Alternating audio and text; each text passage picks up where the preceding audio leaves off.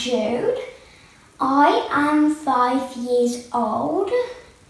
Today we are going to make a paper airplane, just like this one. I hope you enjoy. All you need to make this is a piece of paper, your hands, and a glass of water if you would like. The first step is to fold this piece of paper in half.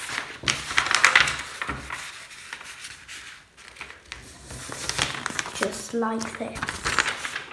Open it. Step is to fold the corners into the middle.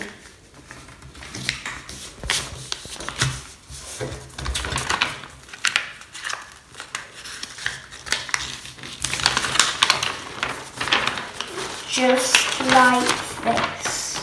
Now you must fold the corners again.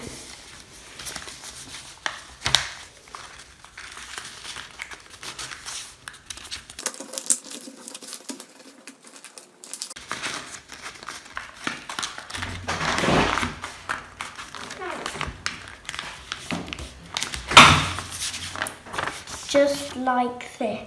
After this, we should fold everything in half. Just like this. See what's inside. Lastly, we should fold the wings down.